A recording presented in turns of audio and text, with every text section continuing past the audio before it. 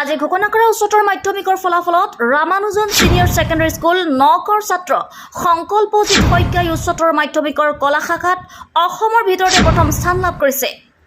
সংকল্পৰ ঘৰ নগাঁও জিলাৰ কামপুৰ চাংচকীত। আমি পুনৰবাৰ জনাইছো আজি ঘোষণা কৰা উচ্চতৰ মাধ্যমিকৰ ফলাফলত ৰামানুজন সিনিয়ৰ ছেকেণ্ডাৰী স্কুল নগাঁৱৰ ছাত্ৰ সংকল্পজিৎ শইকীয়াই উচ্চতৰ মাধ্যমিকৰ কলা শাখাত অসমৰ ভিতৰতে প্ৰথম স্থান লাভ কৰিছে। সংকল্পৰ ঘৰ নগাঁও জিলাৰ কামপুৰৰ চাংচকীত। কামপুৰ চাংচকীৰ সংকল্পজিৎ শইকীয়াই আজি ঘোষণা কৰা উচ্চতৰ মাধ্যমিক চূড়ান্ত পৰীক্ষা কলা শাখাত প্ৰথম স্থান লাভ কৰিছে। প্ৰজিত শইকীয়া আৰু বৰ্ণালী মজুমদাৰ শইকীয়াৰ একমাত্ৰ পুত্ৰ সন্তানৰ সফলতাত কামপুৰবাসী গৌৰৱান্বিত। ৰামানুজন সিনিয়ৰ ছেকেণ্ডাৰী স্কুল নগাঁৱৰ ছাত্ৰ সংকল্পজিৎ শইকীয়াই উচ্চতৰ মাধ্যমিক কলা শাখাত অসমৰ ভিতৰতে প্ৰথম স্থান লাভ কৰিছে। ভৱিষ্যতে এজন প্ৰশাসনিক বিষয়া হোৱাৰ আশা মনত পুহি ৰাখিছে বুলি ছাত্ৰজনে সদৰি কৰে।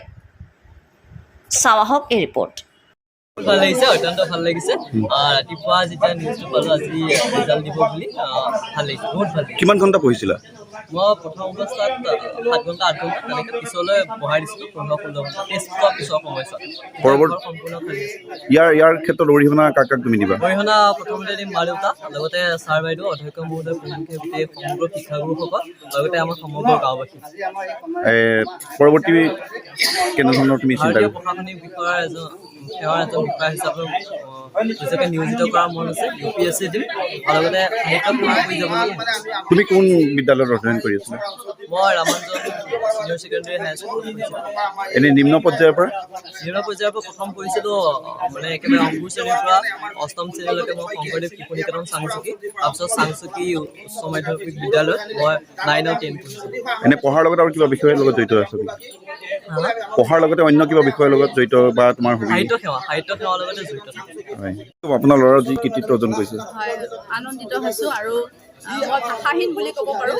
আৰু যিসকল শিক্ষাগুৰে মানে সৰুৰে পৰা নিকেতন আৰম্ভ কৰি চাংচকী হাইস্কুল আৰু লগে লগে ৰামানুজন জুনিয়ৰ কলেজ, সকলোৰে শিক্ষাগুৰুৰ চৰণত মই প্ৰণাম জনাইছোঁ আৰু সকলোৰে পৰা মই আশীৰ্বাদ বিচাৰিছোঁ যাতে সি ভৱিষ্যতে এজন মানুহ হওক, আপোনালোকৰে যাতে সেৱা কৰিবলৈ এজন সুস্থ নাগৰিক হওক, মানুহ হওক, তাৰ কাৰণে মই আশা কৰিছোঁ। আগৰ পৰা এনেধৰণৰ এটা আশা কৰিছিল নেকি?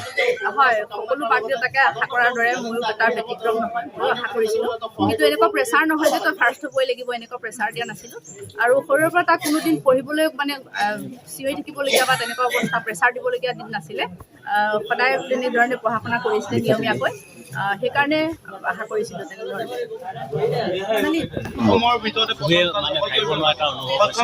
ৰামানুজন জুনিয়ৰ কলেজৰ